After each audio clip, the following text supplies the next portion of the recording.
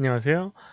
이번 주 강의에 들어가기 앞서 저번 주 강의의 내용들을 간단히 살펴보고 넘어가도록 하겠습니다.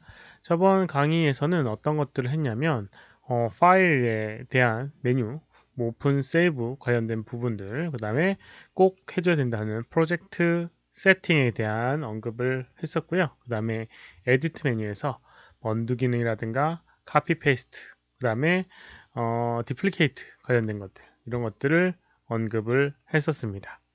그리고 그 전 시간에서는 크리에이트라고 하는 항목에서 기본적으로 폴리곤 기본 도형들에 대한 것들을 언급을 했었고요. 그리고 명령어로는 에디트 메쉬의 베벨과 익스트루드라고 하는 이 명령어들을 사용을 했었습니다. 익스트루드는 높이를 주는 명령어였고요.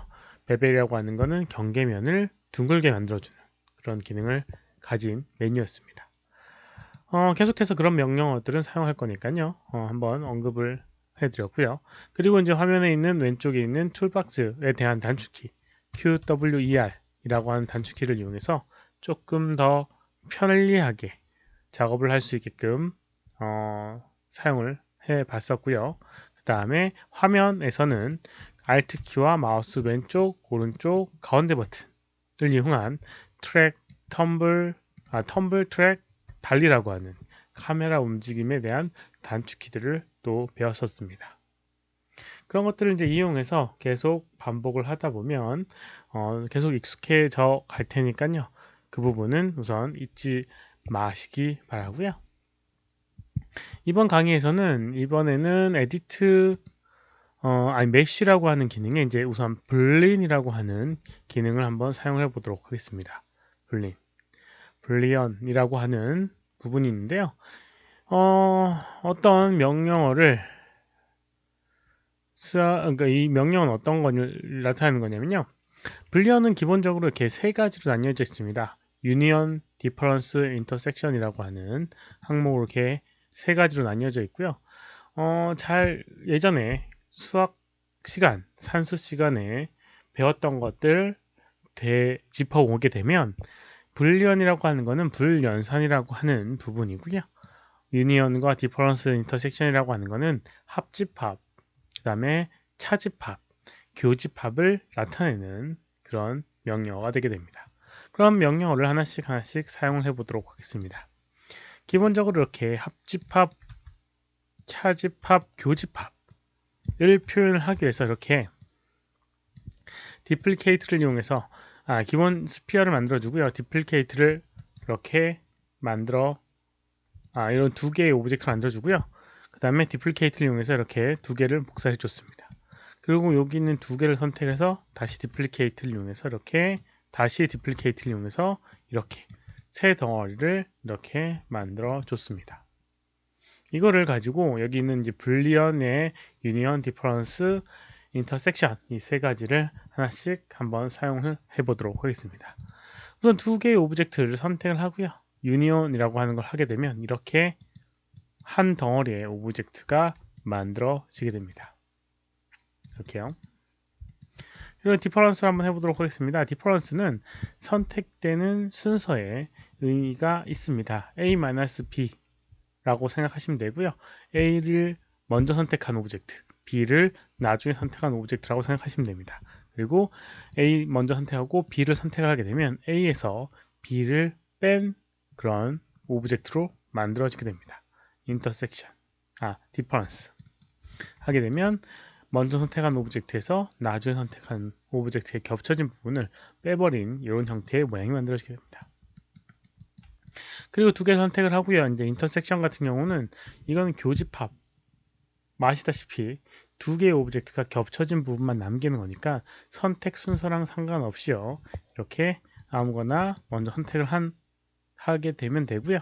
그 다음에 선택한 다음에 인터섹션 하게 되면 이렇게 겹쳐진 부분만 남는 오브젝트가 이렇게 생성이 되게 됩니다. 이게 바로 불리언의 유니언, 디퍼런스, 인터섹션 이라고 불리우는 기능이 되게 됩니다.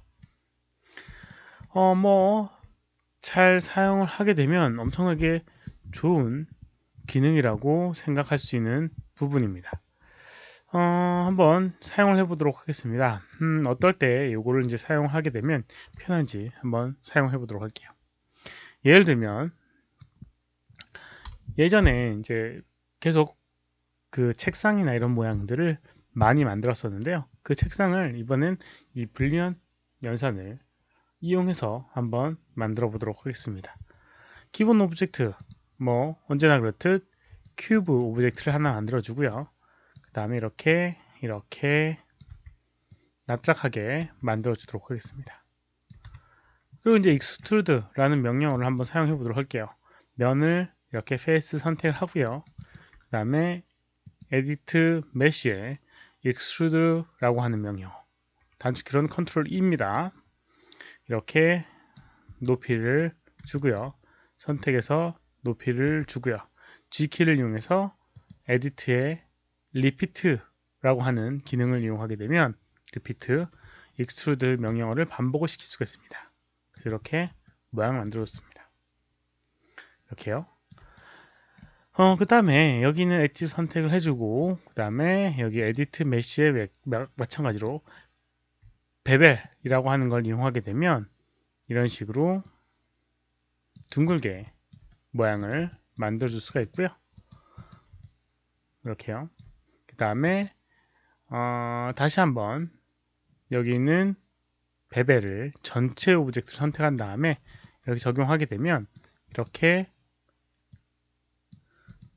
이런 식으로 경계 부분이 약간 둥근 형태의 이런 책상 형태의 모양을 만들어 줄 수가 있습니다. 여기까지는 뭐 크게 다를 게 없는데요. 이제부터 불린이라고 하는 걸 한번 사용을 해 보도록 하겠습니다. 우선 어떤 걸 할 수 있냐면요. 예를 들어서 여기 왼쪽이나 오른쪽, 책상의 왼쪽이나 오른쪽 부분에 뭐 컴퓨터 테이블 같은 부분은 뭐 이 전선이 안쪽으로 들어갈 수 있게끔 구멍이 뚫려 있는 그런 모양을 볼 수가 있는데요. 그리고 또 이제 둥근 형태의 구멍을 만들고 싶을 때가 있을 겁니다. 그럼 어떻게 할 수 있느냐? 조금 난감해 할 겁니다. 네모난 형태면 어느 정도 뭐 할 수도 있을 것 같긴 한데 둥근 형태라고 하면 좀 어려움이 있을 거예요. 그래서 이제 그럴 때 어떻게 사용하게 되냐면 둥근 형태의 모양, 실린더를 이렇게 꺼내줍니다. 실린더를 이렇게 꺼내주고요.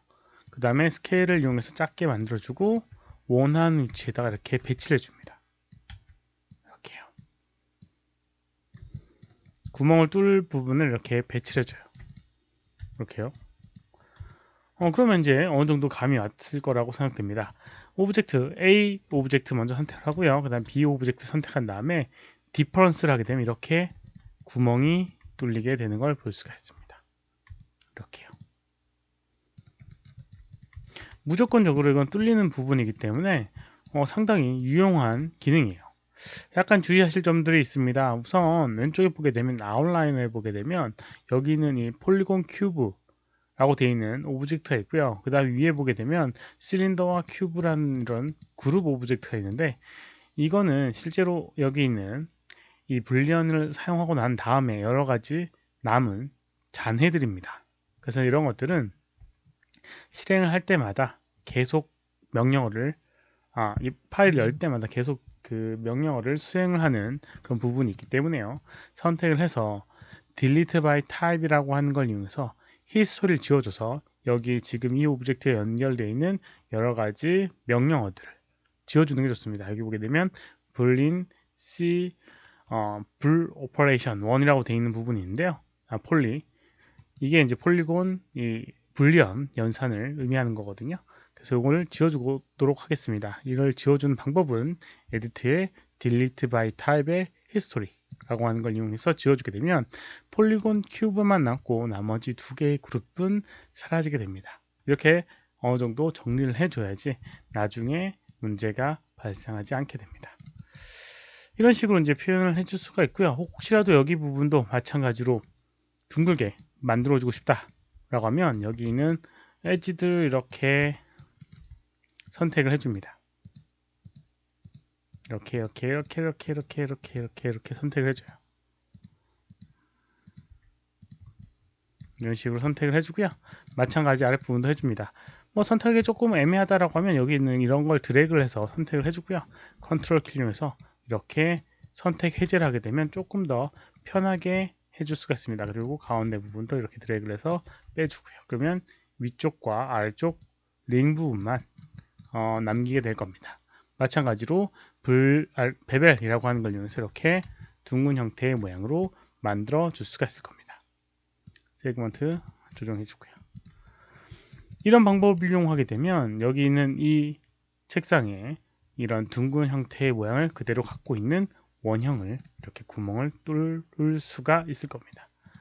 뭐 예를 들어서 이걸 조금 줄이거나 아니면 위치를 조정하고 싶다 라고 생각이 되게 되면요, 선택을 해서 버텍스 선택해서 이렇게 드래그를 한 다음에 왼쪽, 오른쪽 이렇게 이동을 해줄 수 있고요. 스케일을 좀 작게 만들어 줄 수도 있습니다. 근데 이제 이렇게 스케일을 만들 때는 주의하실 점이, 이렇게 스케일을 만들게 되면 XYZ 다 줄어드는 거기 때문에 약간 문제 생기게 됩니다. 그래서 X하고 이렇게 Z로 따로따로 스케일을 줄여야지 Y축으로 줄어들지 않게끔 표현을 할 수가 있습니다. 뭐 그거는 뭐 좋은 방법은 아니니까요. 뭐 이렇게 사용을 해주시면 돼요. 이렇게 사용할 수 있는 게 이제 불연산이라고 하는 부분입니다. 이거는 아까도 언급했던 것처럼 상당히 편하게 쓸 수 있는 기능 중에 하나예요. 어떤 부분 잘라내고 이렇게 붙여내고 하는 것들을 자유자재로 해줄 수가 있는 부분인데, 이 연산이 절대적으로 좋다고는 할 수 없는 게 불완전한 면의 흐름을 만들어줍니다. 그래서 그 부분 좀 주의하셔야 돼요. 그래서 어떤 경우에는 이게 연산이 제대로 이루어지지 않아서 잘못되는 경우도 있으니까 그 부분은 주의를 하셔야 되는 부분이고요. 그렇지 않는 경우에서는 유용하게 쓸 수 있는 기능 중에 하나라고 생각되게 됩니다. 메뉴 설명이나 이런 것들은 다음 영상에서 진행을 하도록 하겠고요. 이번 영상은 여기까지입니다. 수고하셨습니다.